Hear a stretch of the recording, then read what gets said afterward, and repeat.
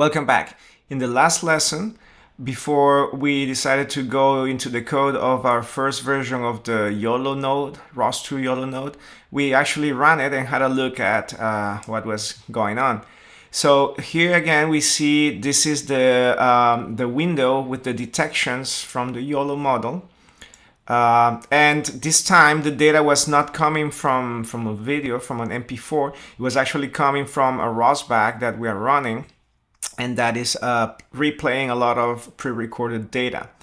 And then we ran our node, and that node simply showed the YOLO detections here. And then we had a look at the graph, at the ROS2 graph, where we can clearly see that there's a ROS back player here that is replaying the data.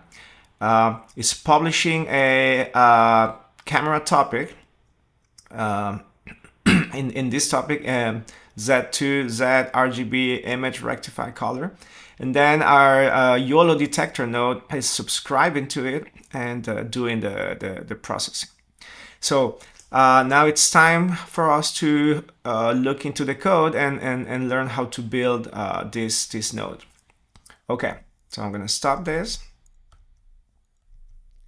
And I want to start by mentioning that you need to create a ROS2 package, right? So right now, if you look at our file system here, I'm inside a ROS2 workspace, okay? So creating this workspace is as simple as creating this folder, and inside of it creating the source folder. Right now, these other folders will be created by ROS2 system once you build your package.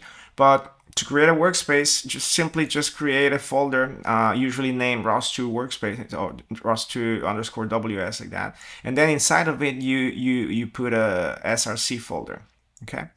And the way you would create a package, so if I go to SRC folder, you see I have my package there that you simply had to download from GitHub. But normally you would follow this tutorial, and for the case of Python, you'll run a command just like this: ROS2 package create build type and Python. If you were using C, then you would use this version. If you're using Python, so the only thing that changes is the build type, right? CMake or Python, and then the name of your package, which in our case was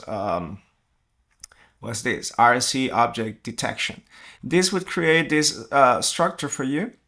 For Python, it would create a package XML resource my package. Replace this with the actual name of the package. A setup CFG, a setup.py, and another folder with the name of your package. If we go here, you can clearly see it here. This is the package. So here is the folder where the code will go. I created this folder for RViz information. That's out of the scope of this mini course. And here I just have a folder where I have the robot description for my little robot. Again, it's not part of the course. It's just there for visuals. But here's the setup and the setup.py, and we're gonna talk a little bit more about the setup.py in a moment. But let's dig deep into the code. Let's jump into the code. So inside this RSE object detection folder, you can ignore for now the other code there. We're gonna cover in future lessons, but this is the first version of our node. So let's jump straight to it. So the first thing you need to do is you're going to import a few important things. So this is a must. Every Python ROS2 node needs to import RCLPY, which is like, think of it as the core of ROS. And also this one, because we are going to create a node. In fact, we're going to inherit from node. Okay, if you know object-oriented programming. Sorry. Then since we're going to be dealing with images, we will be subscribing to an image topic, so we need this image data type. So it is a sensor message type, and it's specifically image. And then we need this CV bridge, because this will allow us to do conversions between ROS2 images and OpenCV images to do any OpenCV stuff. And then this is OpenCV itself, which we need to import. And then this is the Ultralytics YOLO, which we need. Okay, and then our node is simply, we create a class for our node. So it's a YOLO detector node. It's just a name. You can give it any name you want, but this is important, is of type node. So it inherits from node. So this turns our class into a fully functional ROS2 node. Okay, then we have a constructor, which we normally use to initialize stuff, and in this case, our node. And the very first thing you need to do in your constructor is to call the constructor of the parent. So you do super.init, and you give it a name. So this is the name that your YOLO detector will have. Later, when you list all of the running nodes, you will see there's a YOLO detector node, or when you see the ROS2 graph, you will see the YOLO detector node there. Okay, so this is the name you give it. Then we need some parameters. So for example, just like the previous YOLO node, the simple Python version, you need to tell which YOLO weights you're going to use. But this is new, this is important. We need to know the topic name we're going to be subscribing to. And the ROS-back that is provided is published into this topic name. You cannot change that because the ROS-back is already recorded. So that topic name is fixed. So you need to inspect that ROS-back and determine that this is the topic. But that's out of the scope of the course. I'm just telling you directly this is the topic. So this is what we will be subscribing to. And then when we show the detections, we just put this title on that window. Then this is just for a message, just information to the user saying that we are loading the model. And then we load the model and hopefully everything goes well. Otherwise, we throw an error. Then we initialize the OpenCV bridge, which we need to convert between ROS images and OpenCV images. And here, this is the key. We create a subscriber. Okay, we create a subscriber. So we create a variable subscription, and then we create a subscriber. And we can do this because this class has inherited from node. Okay, and because we're becoming a node itself, we have inherited the function or the capability to create subscriptions or to subscribe to topics. And the first parameter to that create subscription is the data type. So we are going to subscribe to an image data type from the sensor messages. Okay. Then we need to provide the name of the topic we are subscribing to, which is the topic for the camera. And this is very important. In order to do something useful with the information, we need a callback, right? So this is a non-blocking operation in the sense that other aspects of the system or of the code can be running in parallel with the receiving of the data, of the image data.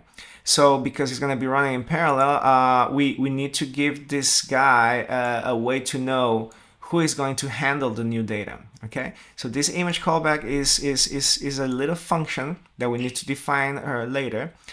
In fact, here, that whenever data is received, it's going to take care of handling that. And then this value is just for the quality of service depth. Is out of the scope of this class, but it's a very complex and important topic, but for another day. And then at the end of the initialization or the constructor, we just say that we're ready to go. Just a simple message. Okay, so we're almost done. We're halfway through. Now let's describe what this image callback is supposed to do. So this is just a function, but you need to, it must have these two parameters. Obviously, if it's inside of a class, if it's a method of a class, you need to have the self. And it has only one other parameter. You cannot say here, oh, I want this to receive additional information.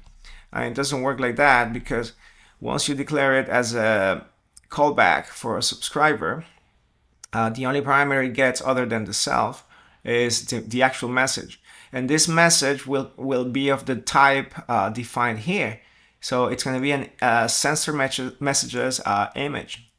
Okay, so this, you can call this whatever you want, it's just a name. But what you need to know is that the data you will be receiving through this message corresponds to the type that you specified here and from the topic that you specified here. So it's going to be images. And here we have a debug message that will not show by default. Remember that there are different types of logging. Info will show by default. Debug, you'll have to change some setting. But this would be good to test if something's going wrong. We can make a setting change to show debug messages, but by default they will not be shown. And all we're going to do is that we're going to try to convert the ROS image message to an OpenCV image, which has the BGR8 format. So we put in a try except because things can go wrong when you do these conversions. So here, this is the resulting not computer vision, the resulting OpenCV image that we're going to get. And then we have the bridge. Remember, we initialize the bridge right here in the constructor. And then we're going to call the function image message to CV2, okay, which will receive an image message, a ROS2 image message, and we'll convert it to an OpenCV2 image. So we pass it the message, and we say that this is supposed to be a BGR8 format, which or converted to BGR8 format, which is what OpenCV likes. And if everything goes well, we will have an image. Otherwise, there will be an error. And then, assuming that it all went well, we have the image. So now we can just run the model just like we did with the simple YOLO code we saw a few lessons ago that was analyzing images from an MP4. But now this image is not coming from an MP4, it's coming from a topic that is being published by a ROS bag. So it's pre-recorded robot data. And we run the inference, the YOLO inference, we get the results. Just like the previous code, we just get the first result, which is the good one. Usually we just have one. Inside that result, there are multiple detections. This doesn't mean that we only care about one detection. This means that the first set of detections,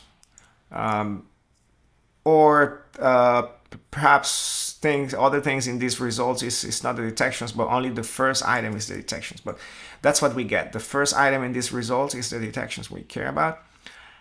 Then again, we plot or we create a version of the image, the original image that has the bounding boxes, the scores, everything is nicely done for us by the YOLO tool or the Ultralytics tool. So we get the annotated frame with nicely annotated frame, and all we need to do for now is to show it in the same fashion we did last with the last code, with the previous simpler code. We just show it, and that's it. Now in the main, that was the class, right? So all that we described was inside of the YOLO detector node class. But in order to use it, we need a main where, and this is key, you need to initialize the whole system, the whole node. So this is not initializing the node itself, but the whole ROS system. And then the ROS system for this node is what I mean. And then this is where you create an instance of that class over there.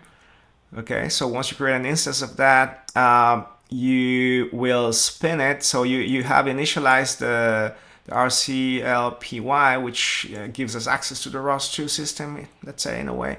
And then you spin your node, right? Or you run your node. We call it spin because it's like spinning. It's like running constantly in a loop, right? You put it in a loop until you close it, or forever. If you leave it there, it may run for as long as you leave it there.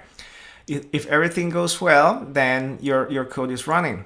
Your code is running. The node subscribes to the topic, and we that's why we say we spin or we run or we put it in a loop, because this is actually a loop. Okay, it doesn't look like there's a loop, there's no while, there's no for, but it is running in a loop. As long as if you're getting new data, this guy keeps being called in some sort of loop, right? If there's no data coming, this guy is not being called, but it's there. The whole system is there waiting. If data starts coming again, this guy gets constantly called, like if there was a loop or like the node is spinning, okay? And then it either crashes right away or it's just spinning until you Control C or do something else that will break you out of that loop.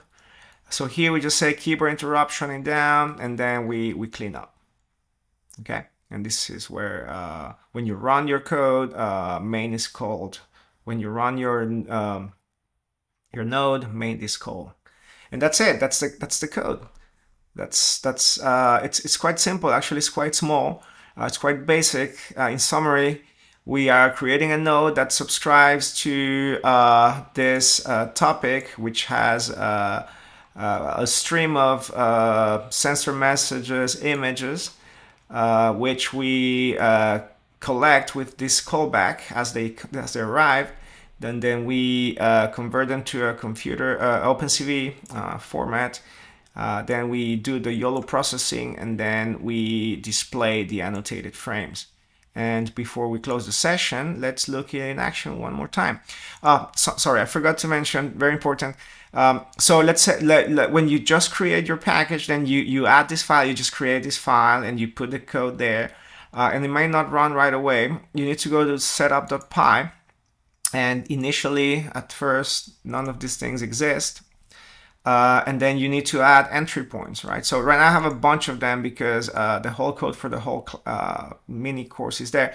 But as you go, as you develop, you will have to be adding entry points there. So you see there's an entry point here saying that, okay, when I run the code, I'm gonna run it in this fashion. So for example, here, when I run it, you see I put ROS2 run, then the name of the package, then the entry point name, right? So it's this name here, and this name here, this entry point equals or corresponds to the package name, then the node name. So the package name, you can think of it as this. Then the node name, so it's the name of the file, and then main, which is what matters inside of the file, main. Okay, so package, file, and entry point or function to be executed. It's defined here. Package, file, and function to be executed. And then that entry point becomes or is called YOLO detector node 1. And I'm going to Control Z before I forget. And I have a bunch of them, but we are only concerned with this one right now. And you run it like that. So before you run it, remember you have to source your workspace. You have to build it. You have to source it. But so to build it, let's just go over it. So you will just do something like colcon build. And since this is Python code, then you can probably do symlink install. Okay, and this would build the workspace. It will create the other folders that were not there originally, like build, install, log. Then you source it. If not, the code won't work, and then you run it. Okay, so it's running. It's saying loading YOLO model. YOLO model loaded successfully, initialized and subscribing to the image topic. And now we need to obviously run the playback, play the bag, and then it's gonna start doing the thing. Okay, and we can look at the graph again, and there is our player publishing this kind of data, and there is our node. And one last thing, if I stop this ROS2 node list, you can see that the ROS player is there and the node is just the same thing that the RQ2 graph was showing you. And this name, remember, corresponds to the name we gave to our node right here. And that's it. So in this version, we have, in this lesson, we created the most possible basic OpenCV/YOLO detector node, which the only thing that it does is subscribe to an image topic and show the YOLO detections. Now, in the next lesson, we will do something a little bit more useful. We are going to publish from this node. We're going to extend it to publish from it some information that can be used in downstream computer vision tasks by other nodes. So see you in the next lesson.